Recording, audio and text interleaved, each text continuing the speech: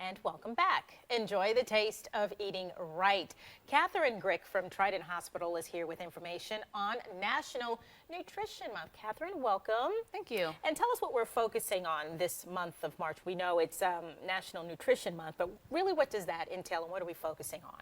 Well, I really love this year's theme of enjoy the taste of eating right because I think it's a nice reminder that you can really enjoy healthy foods without lots of extra salt and fat. And I think that's most important because I think, sometimes often when we eat out or even if you're at someone else's house and you're visiting and they haven't even tasted the food yet and they reach, where's the salt, and they're reaching for it and, they're putting that on their food. So it's great to know that they can eat healthy without adding that. So, but how can you make food taste better without salt? We need to get people to understand that.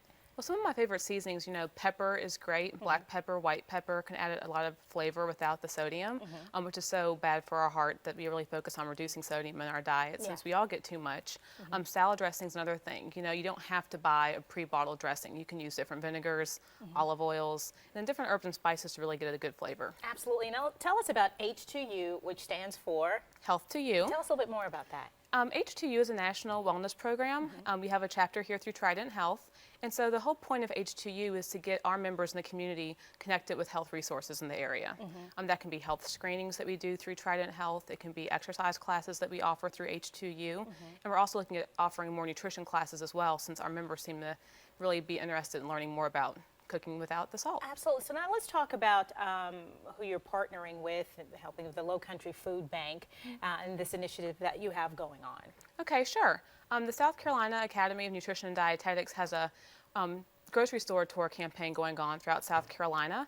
That's happening in conjunction with BILO and Low Country Food Bank. And so Thursday the 20th and Saturday the 22nd. That's coming up this Thursday and Saturday. Yes, yes, this week you can connect with your local BILO and see if they have any tours going on for free to learn how to eat fresh, buy foods based on unit pricing, identify whole grains, and again, getting back to eating fresh and avoiding some of the extra salt and sugar that are in processed foods. Exactly. Would that also include how to read a label and what the content is? Because sometimes I find too, before I buy things off the shelves or things that are frozen, especially, for the boys, it's like I look at the sodium content. So are there any safe amounts of sodium or before a certain milligram that you should be concerned about that you shouldn't go over, or how do you kind of determine that? Less is better.